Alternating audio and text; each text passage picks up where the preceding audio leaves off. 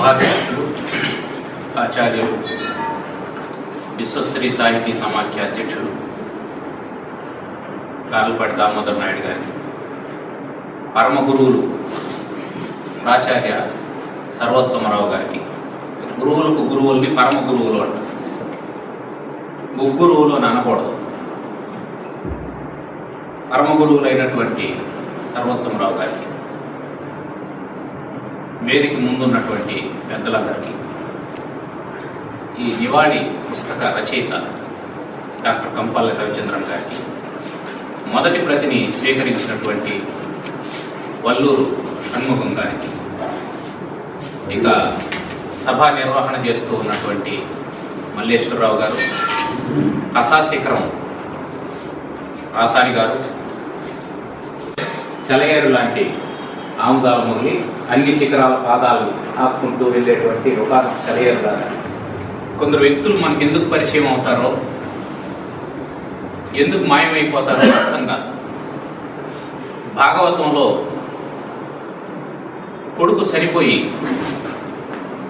బాధపడుతూ ఉంటే హిరణ్యకశిపుడు వాళ్ళ తల్లితో చెబుతాడు, నీరాగా నివిష్ట పాంథుల క్రియన్ నిక్కంబు సంసార సంచారుల్ వత్తురు కూడి విత్తురు సదా సంఘంబు లేదొక్కచో సూరుల్ పోయడు త్రోవపోయెను తల్లి మహాశూరుండాతడు తద్వియోగమునకై చింతింపనీకేటికిన్ అని చెప్తారు.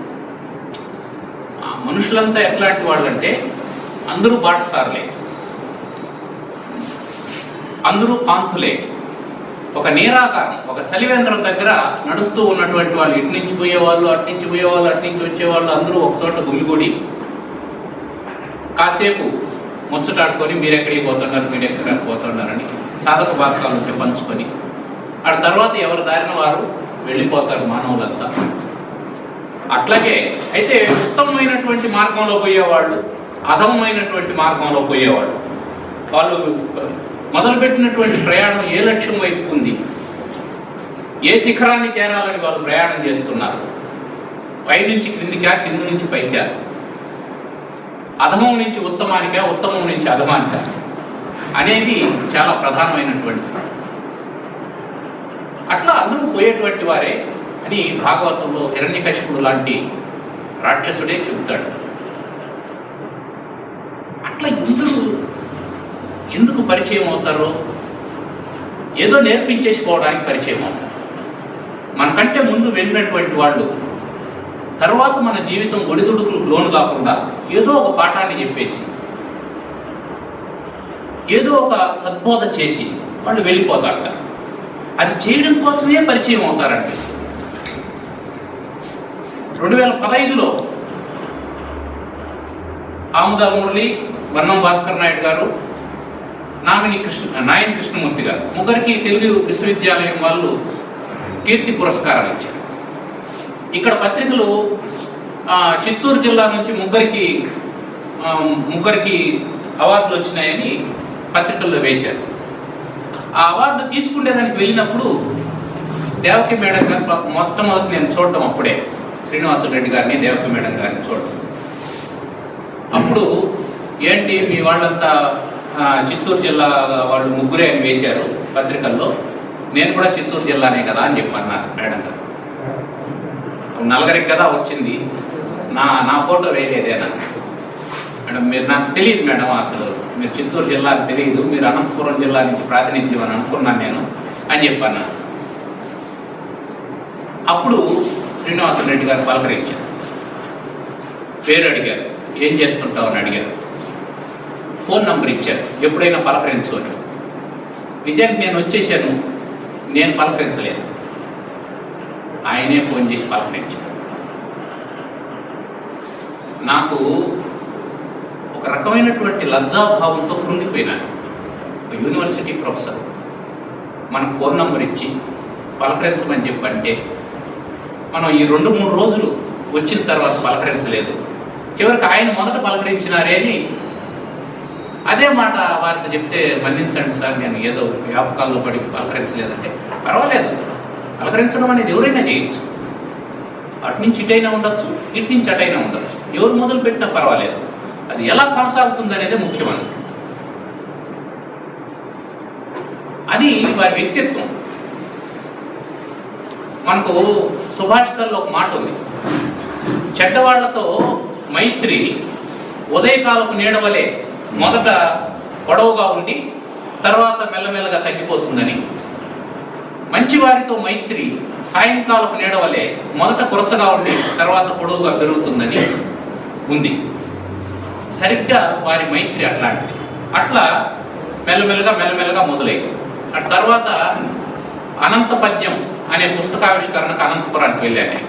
అమలదిని వెంకటరమణ ప్రసాద్ గారు పెద్ద పరిశోధన గ్రంథం అది, యూనివర్సిటీలో చేసినటువంటి పరిశోధన కాదు. ఆయన స్వయంగా ఆయన ఆసక్తితో అనంతపురం జిల్లాలో ఉన్నటువంటి పద్య కవులందరినీ సేకరించి వాళ్ళ గురించి అనంత పద్యం అనే పేరుతో ఒక బృహత్ గ్రంథాన్ని రాశారు. ఆ గ్రంథావిష్కరణకు వెళ్ళాను. అప్పుడు నేను మర్చిపోయినాను, శ్రీనివాసులు రెడ్డి గారు రూపాన్ని మర్చిపోయినాను. కానీ వారి దగ్గరకు వచ్చి పలకరించారు. అప్పుడు మళ్ళీ ఫీల్ అయినా,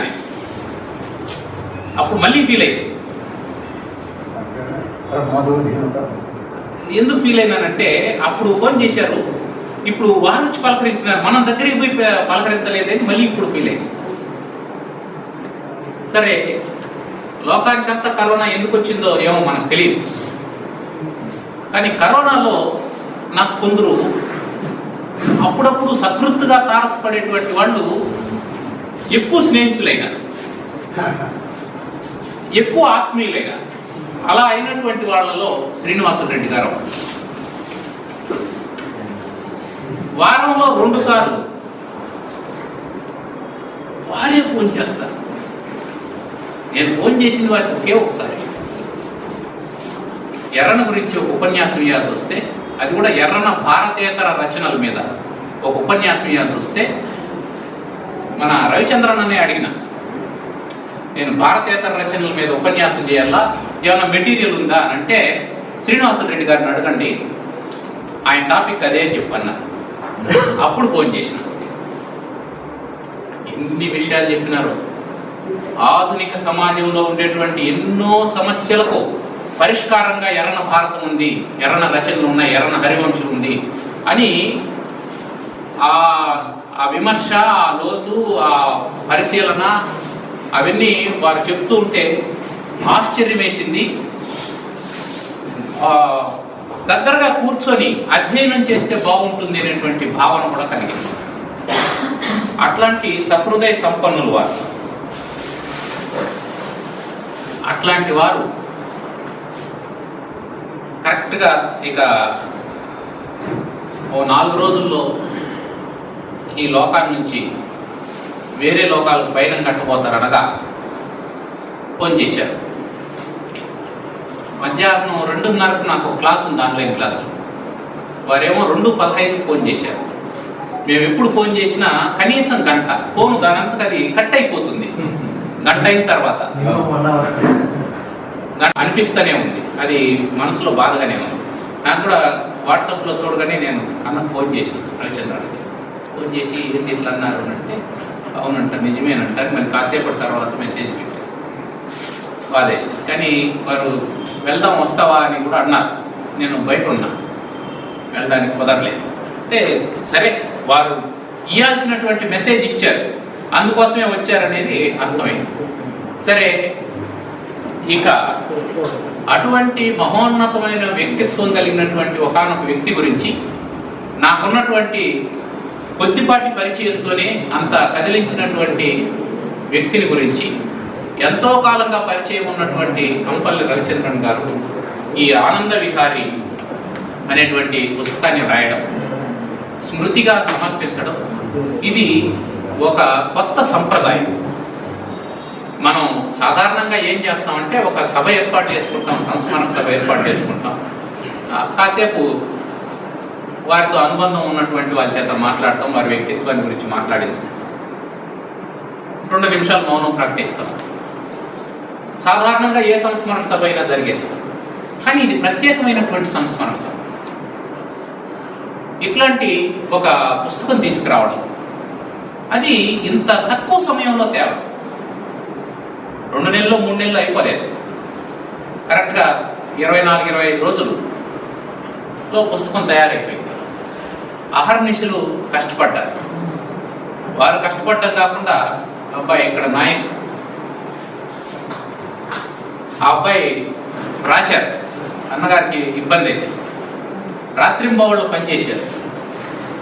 మేడం గారు ఎన్నిసార్లు కాఫీ పెట్టించినారో, టీ పెట్టించినారో వీళ్ళిద్దరికి పుస్తకం పూర్తి చేయడానికి. ఈ పుస్తకం వెనుక అభిమానం మాత్రమే కాదు, శ్రమ కూడా ఉంది. ఆ శ్రమకు అభిమానానికి సభాముఖంగా కృతజ్ఞతలు ప్రకటిస్తూ ఇక పుస్తకం లోపలికి ప్రవేశిస్తున్నాను. ఇక్కడ ఉన్నటువంటి వాళ్ళకి ఎవరికి డాక్టర్ కంపల్లి రవిచంద్రన్ గారు పరిచయం లేనటువంటి వారు కాదు. వారి విస్తృతమైనటువంటి రచనా వ్యాసంగంతో ప్రతి ఒక్కరూ పరిచయం ఉండేటువంటి వారే. వారి జ్ఞాన విజ్ఞానాల గురించి ప్రత్యేకించి మనం చెప్పాల్సినటువంటి అవసరం లేదు. చాలా సహజంగా, చాలా సమన్వయంగా రాస్తూ ఉంటారు. చాలా వివేచనతో కూడినటువంటిది, విచక్షణతో కూడినటువంటిది. ఈ గ్రంథంలో ఆ వివేచన, విచక్షణ మనకు ప్రతి పుటలోనూ కనిపిస్తుంది. అంటే నాకు 10 విషయాలు తెలుసు అనుకోండి, నాకు 10 విషయాలు తెలుసు. ఆ 10 విషయాల్ని ఇందులో చెప్పేసి పుస్తకం తయారు చేసేయాలని నేను అనుకోకూడదు. ఏ విషయం దానికి సరిపోతుందో, ఆ 10లో ఎన్ని సరిపోతాయో అన్ని మాత్రమే ఎన్నుకోవడం అనేది విచక్షణ. ఆ విచక్షణ జ్ఞానం మనకి ఇక్కడ అడుగడుగునా కనిపిస్తుంది. వేదాలు, ఉపనిషత్తులు, ఇతిహాసాలు, పురాణాలు, ప్రబంధ సాహిత్యం, కావ్య సాహిత్యం, ఇవన్నీ క్షుణ్ణంగా చదువుకున్నటువంటి వారు, క్షోధక్షమంగా చదువుకున్నటువంటి వారు రవిచంద్రన్ గారు. అదేవిధంగా పాశ్చాత్య సాహిత్యం పట్ల కూడా అంతే అభినివేశం కలిగినటువంటి వారు. కిడ్స్ కావచ్చు, వర్డ్స్వర్త్ కావచ్చు, మిల్టన్ కావచ్చు, వాళ్ళ కవిత్వాన్ని అంతా కూడా చదివినటువంటి వారు. కేవలం పాశ్చాత్యుల యొక్క ఆంగ్ల సాహిత్యమే కాకుండా భారతీయ ఆంగ్ల రచయితల సాహిత్యం కూడా చదువుకున్నటువంటి వారు. వీటన్నింటినీ నాకు ఈ స్ట్రాటజీ తెలుసు కాబట్టి దాన్ని ఇక్కడ పెట్టేస్తానని అనుకోవడం కుదరదు. దానికి కనెక్టివిటీ ఉంటుంది. ఆ కనెక్టివిటీ దేనికి ఉంటుందో దాన్ని తీసుకురావడం, ఏ అంశాన్ని చెప్పాలని అనుకున్నాం ఆ అంశానికి ఇది సరిపోతుందా లేదా, ఎంతవరకు సరిపోతుంది, ఎంత అవసరం, ఎక్కడికి ఆపాలి అని తెలిసి రాసేటువంటి వారు కంపల్లి రవిచంద్రన్ గారు. ఒక పాట ఉంది, ఆ పాట ఆయనకు అంతా తెలుసు, అంతా ఇందులో ఉండదు. కారణం ఏంటంటే ఏది దీనికి సరిపోతుందో అది మాత్రమే ఎన్నుకోవడం ఒక కళ. నాకు వారే చెప్పిన మాట ఉంటుంది. అప్పుడప్పుడు వారితో కూర్చొని మాట్లాడేటప్పుడు, మురళి పరుగు ఆపడం ఒక కళ అని చెప్పంటారు. అందరూ ఏమనుకుంటారు, పరిగెత్తడం కళ అనుకుంటారు. నన్ను ఆకర్షించినటువంటి మాట కంపల్లి రవిచంద్రన్ గారి, ఆయన రచనల్లో ఆయన ఎక్కడికి అండర్లైన్ చేసుకున్నామంటే ఇదో కొటేషన్ అవుతుంది అని ఏర్కోవచ్చు. అట్లా మాటల్లో కూడా అట్లే ఉంటాయి. మంచి సామెతలు వస్తాయి, మంచి జాతీయాలు వస్తాయి. ఆ సామెతలతో, జాతీయాలతో ముడిపడినటువంటి వారి భాషల్లో నుంచి ఒకానొక మాట నన్ను ఎప్పుడు వెంటాడేటువంటి మాట ఏమిటంటే, పరుగు ఆపడం ఒక కళ అని చెప్పాను. పరిగెత్తడం కళ కాదు, అది అందరూ చేసేటువంటిది. ఒక సిద్ధి పొందినటువంటి వాడు, ఒక మెచ్యూరిటీ వచ్చినటువంటి వాడు ఎక్కడో ఒక చోట పరుగు ఆపాలి. అది ఏదైనా సరే, నువ్వు సంపాదిస్తూ ఉన్నావా, చదువుతూ ఉన్నావా, ఇంకేదో చేస్తున్నావా, రాస్తూ ఉన్నావా, ఎక్కడో ఒక చోట ఆపు. ఆపిన తర్వాత, ఆ అలలు తగ్గిన తర్వాత ఆ ప్రశాంతతలో ఉండేటువంటి ఆనందాన్ని అనుభవించు. ఆ ఆనందాన్ని అనుభవించకపోతే జీవితానికి పరమార్థం లేదు, సార్థకత లేదు. పరుగు ఆపడం కళ అని చెప్పినటువంటి వారు కంపల్లి రవిచంద్రన్ గారు, పరుగు ఆపినటువంటి వారు పిఎల్ శ్రీనివాసరెడ్డి గారు. ఆయన చాలా బాగా రాయగలరు, చాలా అద్భుతంగా రాయగలరు. ఆయన కవిత్వం ఈ దేన్ని పట్టుకున్నా బంగారం చేసేటువంటి సామర్థ్యం ఆయనకు. ఆయన వరుస వేది, కవిత్వం పట్టుకుంటే బంగారమే, విమర్శ పట్టుకుంటే బంగారమే, కథ రాస్తే బంగారం, వ్యాసం రాస్తే బంగారం, ఏదైనా చేయగలిగినటువంటి శక్తి సామర్థ్యాలు ఆయనకు ఉన్నాయి. కానీ ఆయన పొరలాడలేదు, ఒళ్ళంతా బురద పూసుకోలేదు. విష్టపంక న్యాయం అని ఉంటుంది. నడుస్తూ ఉంటాం, కాలికి బురద అంటుకుంటుంది, ఏం చేయాలా? కాలు కడుక్కోవాలి. విష్టపంక న్యాయం అంటే ఏమంటే దాన్ని చేతితో తీసుకొని ముక్కు దగ్గర పెట్టుకొని ఇది ఏ టైపు బురద, ఎలాంటి బురద అని వాసన చూసి చేతికి ముక్కుకి పూసుకుంటే దాన్ని విష్టపంక న్యాయం అంటారు. అట్లాంటి పని శ్రీనివాసరెడ్డి గారు చేయలేదు. ఒక వ్యక్తి ఏం చేస్తున్నాడు అనేది ఆ వ్యక్తికి తెలిసి చేయడం ఆత్మజ్ఞానం, అంతే, ఇంకేం లేదు. నేనేం చేస్తున్నానో నాకు తెలిసి చేయడం ఆత్మజ్ఞానం. ఆత్మజ్ఞానం ఒక వ్యక్తికి ఉంది అని గ్రహించడం విజ్ఞానం. పిఎల్ శ్రీనివాసరెడ్డి గారు ఆత్మజ్ఞాని అయితే ఆయనకు ఆత్మజ్ఞానం ఉంది అని గ్రహించినటువంటి విజ్ఞాని కాంపల్లి రవిచంద్రన్. ఆ విజ్ఞానం తాలూకు సమస్తమైనటువంటి అంశాలు ఇందులో మనకు స్ఫురిస్తూనే ఉంటాయి. ఎప్పుడైనా సరే ఒక సాహిత్యానికి, ఒక కవిత్వానికి సార్వజనీనత, సార్వకాలీనత, సార్వభౌమత్వం ఎప్పుడు వస్తుంది అంటే ఒకానొక అంశాన్ని యూనివర్సలైజ్ చేయడం వల్ల వస్తుంది. దాన్ని సాధారణీకరణం చేయాలి. ఇది కేవలం పిఎల్ శ్రీనివాసరెడ్డి గారికి మాత్రమే సంబంధించినటువంటి కోణంలో దీన్ని చూడొచ్చు. పిఎల్ శ్రీనివాసరెడ్డి గారు అనేటువంటి పేరు మనం మర్చిపోయి పిఎల్ శ్రీనివాసరెడ్డి గారు అనేటువంటి పేరును దీంట్లో నుంచి తీసేసి, ఎక్కడెక్కడుందో అక్కడంతా దాన్ని తీసేసి ఆ ఆనంద విహారి అనేటువంటి టైటిల్తో ఈ పుస్తకాన్ని చూసినామంటే ఇది ఒక విజ్ఞాన ప్రదాయిని అయినటువంటి గ్రంథంగా భాషలు. ఏమిటా విజ్ఞానం అని అంటే సాహిత్యానికి సంబంధించినటువంటి విజ్ఞానం, జీవితానికి సంబంధించినటువంటి విజ్ఞానం, జీవిత దృక్పథానికి సంబంధించినటువంటి విజ్ఞానం అన్నీ కూడా ఇందులో క్రోధి చేసి పెట్టారు. భగవద్గీతను కృష్ణుడు అర్జునుడి కోసం చెప్తే 700 శ్లోకాలు చెప్పాల్సిన అవసరం లేదు. ఆయనకి 7 శ్లోకాలు 8 శ్లోకాలు ఒక మాట చెప్తే సరిపోతుంది. నిమిత్తం మాత్రం భవ సవ్యసాచిన్ అనే మాట అతనికి సరిపోతుంది. నువ్వు నిమిత్త మాత్రుడిగా ఉండు, యుద్ధం జరుగుతుంది అనే మాట ఆయనకి చాలు. ఎందుకని అతను ఉత్తమాధికారి. అయితే ఆ తర్వాత ఏం జరుగుతుంది అంటే రాబోయేటువంటిది కలియుగం. కలియుగంలో మానవులు ఎట్లాంటి వాళ్ళు అంటే అలసులు, మందబుద్ధులు, అల్పతరాయువులు అని చెప్పన్నారు. అట్లాంటి వాళ్ళ కోసం 700 శ్లోకాలు వ్యాసులు వారు రాయాల్సి వచ్చింది. ఒక వ్యక్తి ఏం చెప్తాం, ఆయన మంచోడండి అంటాం. ఆ మంచికి డెఫినేషన్ ఏంటి? ఆ మంచిని ఎంత చెప్తే మంచి అనేది రుజువు అవుతుంది అనేదానికి ఎంత విస్తృతి అవసరం. నిజానికి బరువు ఆపడం కళ అన్నారు కదా, చెప్పింది ఏంటంటే 50 పేజీల దగ్గర ఆపేశాను నేను. నిజానికి ఆగడం లేదు, అది ఇంకా 20 పేజీలు వస్తుందో 30 పేజీలు వస్తుందో నాకు తెలియదు, అక్కడికి ఆపేశాను అని చెప్పి అన్నారు. అది ఆయనకున్నటువంటి సంయమనం. ఈ సంయమనం ఎవరికైతే ఉంటుందో వాళ్ళు విజ్ఞానవంతులు అవుతారు. ఆ సంయమనము, విజ్ఞానము ఉండేటువంటి వాళ్ళు అవతల వ్యక్తిలో ఉన్నటువంటి గొప్పతనాన్ని గ్రహించగలుగుతారు. అది లేకపోతే కుదరదు. ఇందులో పిఎల్ శ్రీనివాసరెడ్డి గారికి సంబంధించినటువంటి జీవిత విశేషాలు, ఆయన ఎక్కడ పుట్టారు, ఎక్కడ పెరిగారు, ఏం చదువుకున్నారు, ఆయన విద్యార్థులకు ఏం బోధించారు మొదలైనటువంటి విషయాలను చెబుతూ చాలా తాత్వికమైనటువంటి రచన ఇది. చాలా ఫిలసాఫికల్ థాట్స్ ఇందులో ఉన్నాయి.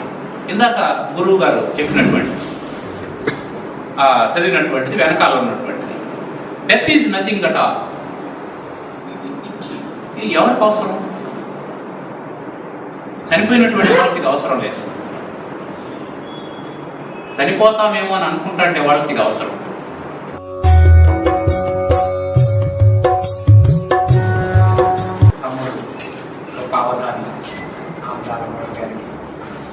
చేసిన అందరికీ నమస్కారం. కొన్ని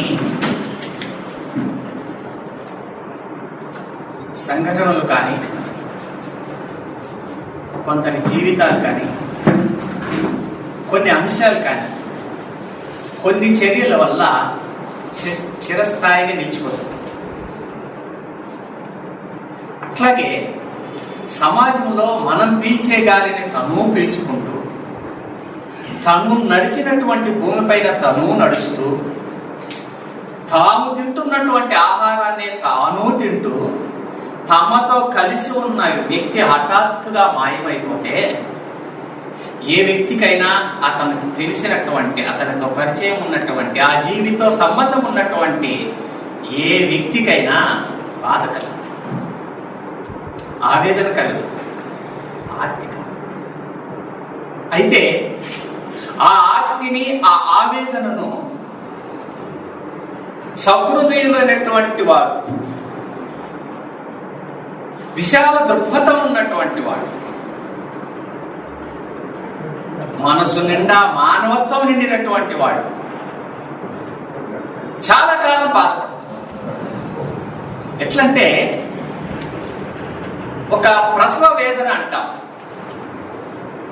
ప్రసవ వేదన ఏంటి?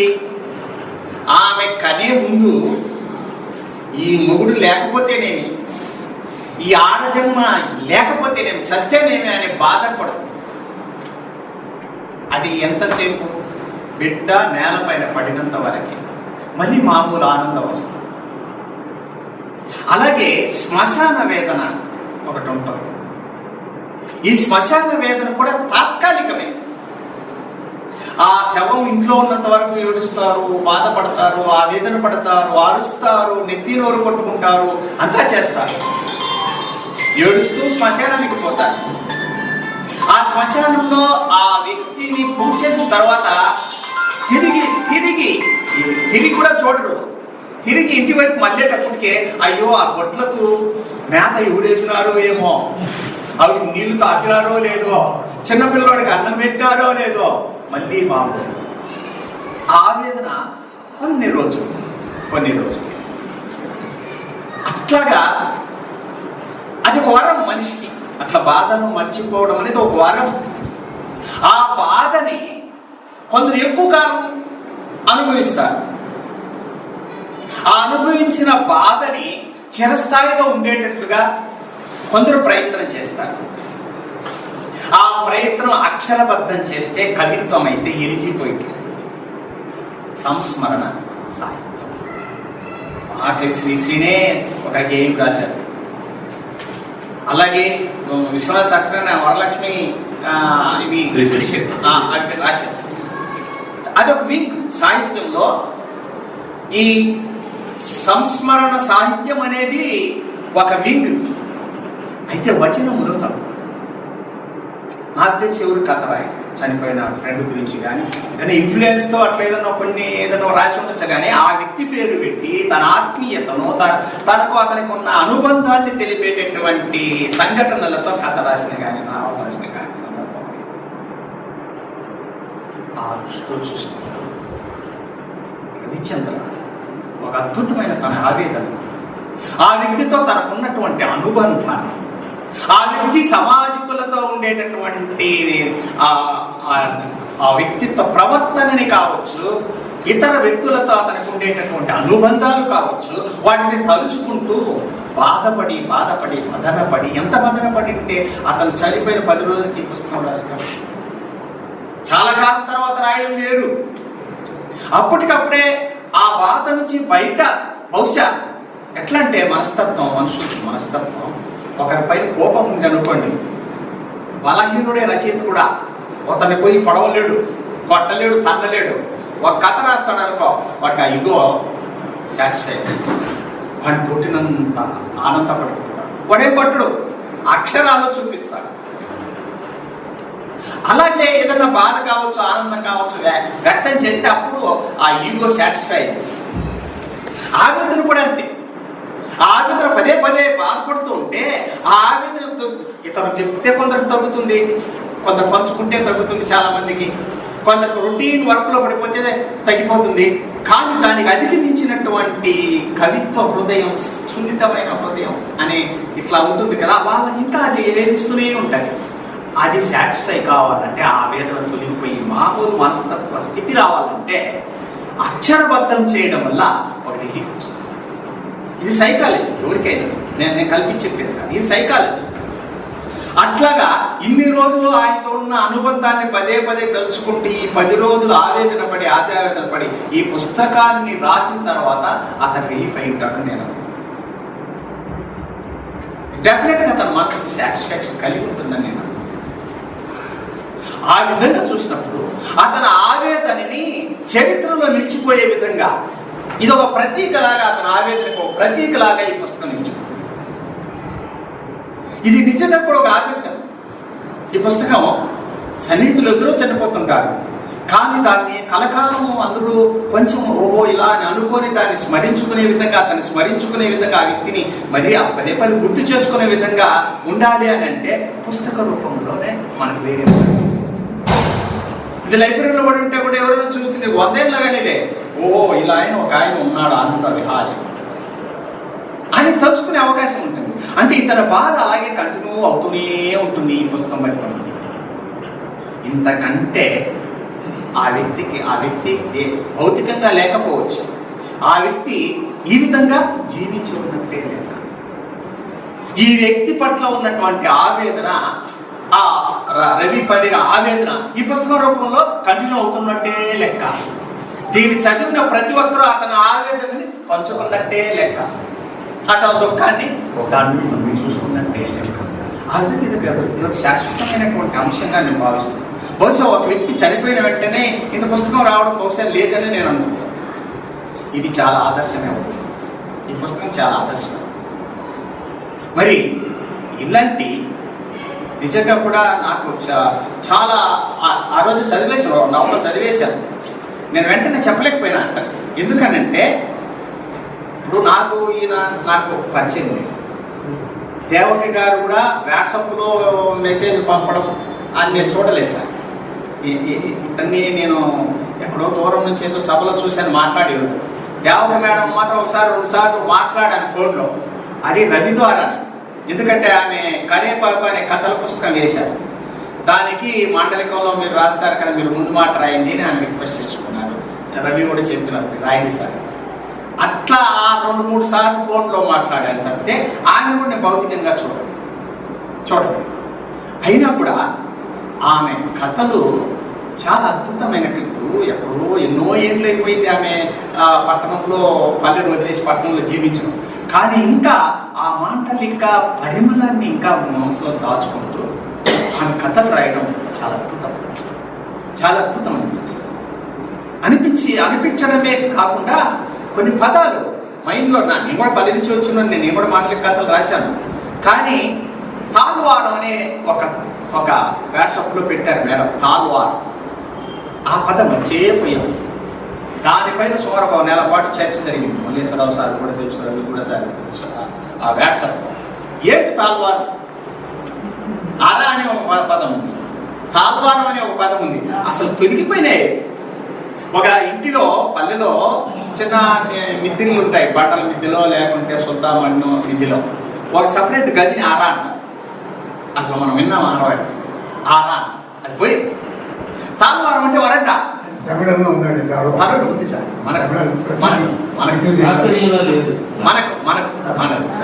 ఆ పల్లెల్లో లేదు. తాల్వారం అనేది వరండా. ఎంతమందికి గుర్తుంది? మేమంతా విన్నాము, మాట్లాడిన వాళ్ళమే. ఎంతమందికి గుర్తుంది? ఇలాంటి అరుదైన పదాలని ఇంకా గుర్తు పెట్టుకొని రాయడం అనేది ఒక అద్భుతం.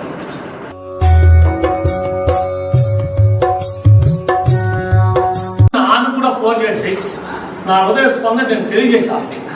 ఆమె చాలా ఆనందపడి దాని మీద ఆమె నాకు కూడా ఫోన్ చేసి మాట్లాడు. అటు 2-3 సందర్భాలు మాత్రం ఆమెతో మాట్లాడడం జరిగింది.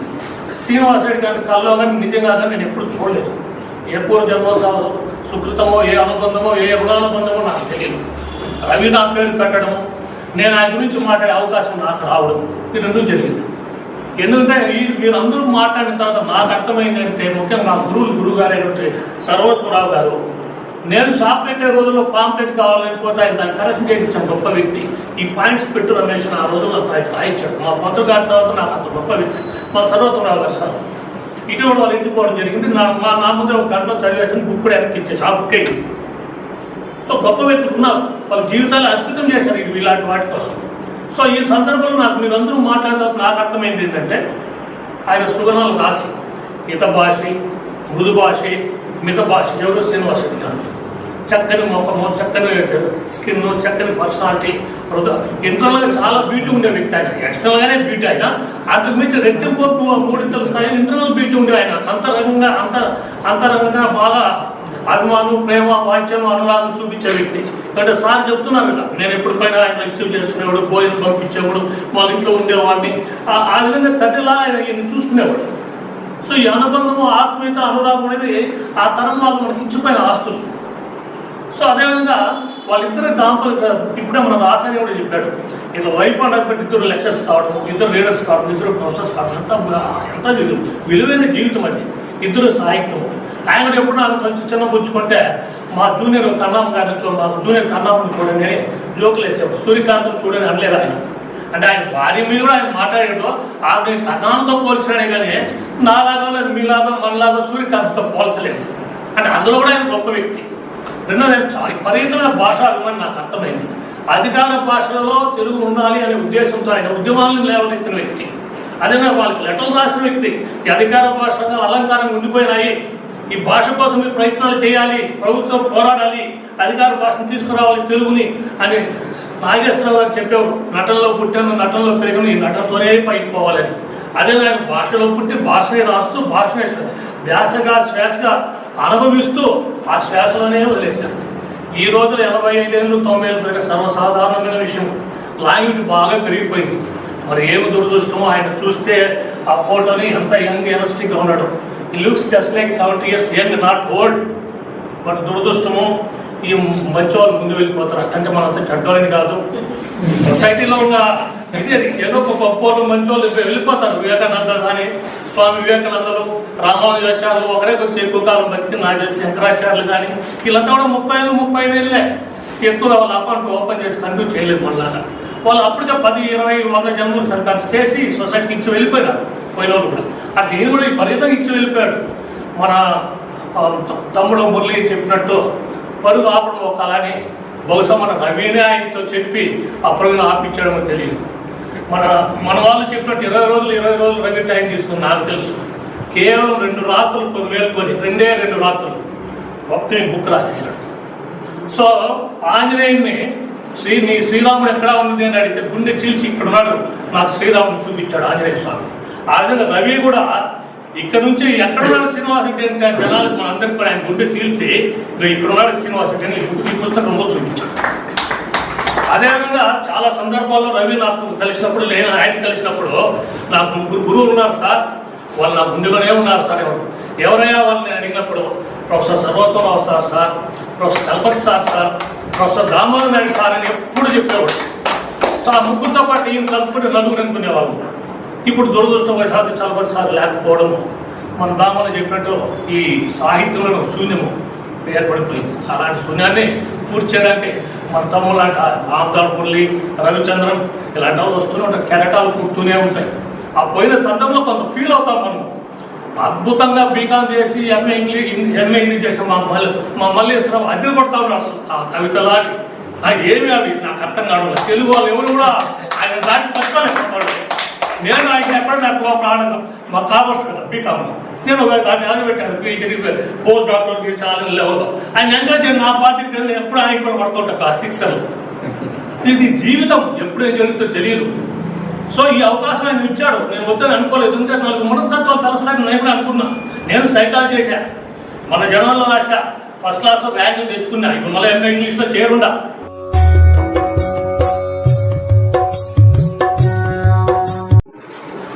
ఘటనలు జరుగుతూ ఉంటాయి. పిఎల్ శ్రీనివాస్ రెడ్డి గారి మరణం కూడా అలాంటి విషయం. నిజానికి వయసు రీత్యా కానీ ఆరోగ్య రీత్యా కానీ ఆయన ఇంకా కొంతకాలం మన మధ్య ఉండాల్సిన మనిషి. అయితే అందరికీ వీడుకోలు చెప్పి లోకం నుంచి విడిచి వెళ్ళిపోయాడు. అయితే అందరూ చెప్పినట్టు ఒక గొప్ప విషయం, మంచి విషయం ఏంటంటే రవిచంద్ర గారు దాదాపు 10 రోజుల్లోపే పుస్తకం తయారు చేశారు. తర్వాత ప్రింటింగ్ ఒక 10 రోజులు పట్టుకోవచ్చు. 10 రోజుల్లోపే ఆ పుస్తకం ఆయన తయారు చేశారు. కాబట్టి రవిచంద్ర ఆ పుస్తకం రాయడం, అది ఈరోజు విశ్వ సాహిత్య సమాజ తరఫులో మనమంతా దాన్ని ఇక్కడ సంస్మరణ సభ జరపడం, మన తిరుపతికి కూడా ఒక పెద్ద గౌరవం తెచ్చేటువంటి కార్యక్రమంగా నేను అనుకుంటున్నాను. ఇక్కడ ఈ పుస్తకంలో అందరూ కూడా ఇలా చదువుతారు. కంపల్లి రవిచంద్ర చాలా విషయాలు చెప్పాడు, చెప్పాల్సిన విషయాలన్నీ కూడా చెప్పాడు. ఈ పుస్తకానికి ప్రతిష్ట ఏమంటే వాళ్ళు చెప్పిన విషయాన్ని ఆయన మన శ్రీనివాసరెడ్డి గారి స్మృతుల్ని చెప్పడము, ఆ రచన, ఆ ప్రతిభతో దాన్ని ఒక తాత్విక స్థాయికి తీసుకెళ్ళాడు.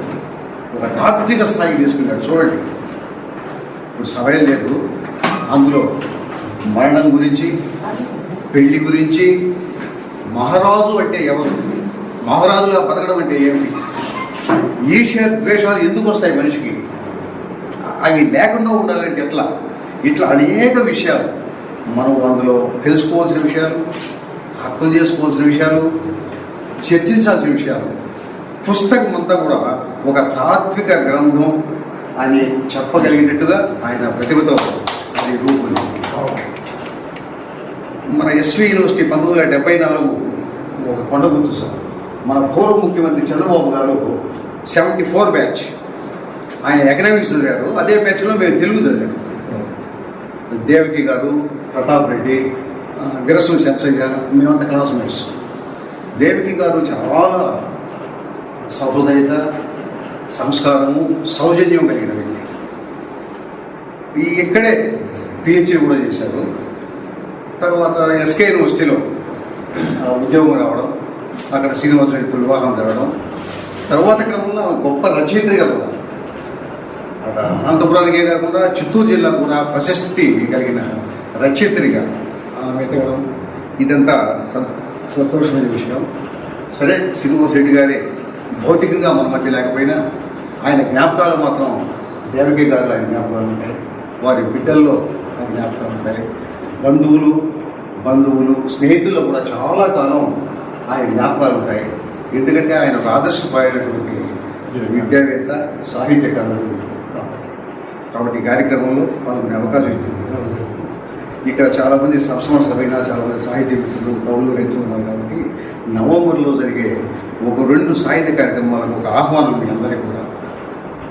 ఈ నెల 16వ తేదీ సార్ రమణారెడ్డి గారు చనిపోయి, ఎంబీ రమణారెడ్డి గారు చనిపోయే ముందు ఆయన ఆత్మకథ 100 పేజీలు రాశారు. దాన్ని ఉదయ ఇంటర్నేషనల్లో 16వ తేదీ ఉదయం 10 గంటలకు ఆ సమావేశం జరుగుతుంది. తర్వాత ఈ నెల 30వ తేదీ గురజాడ జయంతి. ఆ గురజాడ జయంతి రోజు శ్రీశ్రీ మహాప్రస్థానాన్ని మన విజయవాడ విశ్వేశ్వరరావు గారు మెగా సైజు వేశారు.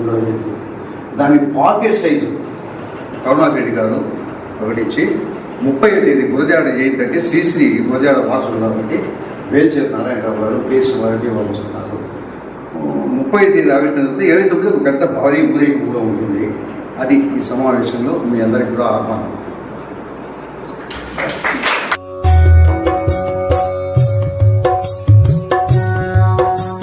పైబడినటువంటి విద్యారంగాలకు సేవ అందించినటువంటి మన మహిళా కళాశాలలో చాలా కాలం పనిచేసినటువంటి వారు, జిఎన్ రెడ్డి గారి శిష్యురాలు, అలా ఆ రకంగా దేవతని చెల్లెలు అని పిలుస్తారు. సో శ్రీనివాసరెడ్డి గారితో కూడా ఉన్న అనుబంధంతో ఆమె ఈ సభకు రావాలనుకుని మళ్ళా వయసు రీత్యా వైద్యుల సలహా మేరకు రాకుండా ఒక మెసేజ్ ఇచ్చి అది సభాముఖంగా తెలియజేస్తే నాకు సంతోషం, నేను పాల్గొన్నట్టుగానే భావిస్తానని చెప్పారు. అదేంటంటే, అందరికీ వందనాలు, సభకు హాజరు కాలేకపోతున్నాను. దివంగత ఆచార్య శ్రీనివాసరెడ్డి గారు ఒక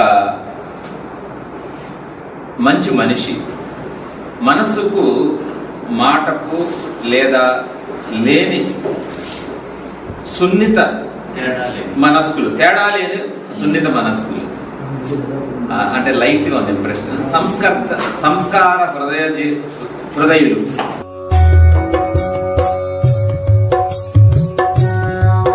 శ్రీనివాసరెడ్డి గారు విశ్వవిద్యాలయాలలో వారు అధిరోహించినటువంటి పదవులన్నింటిలో కూడా వీరు పర్యవేక్షకులుగా వెళ్ళాను అని వారితో ఉన్నటువంటి మంది మిత్రులను నేను ఇక్కడ దూరం అవుతున్నాను అని వారితో అన్నప్పుడు టీ తాగుతూ వారు నాకు చెప్పిన మాట సార్, ప్రకాశం రోడ్లో అన్నం పెట్టే ఊరు తల్లి కంటే గొప్పదని చెప్పారు సార్.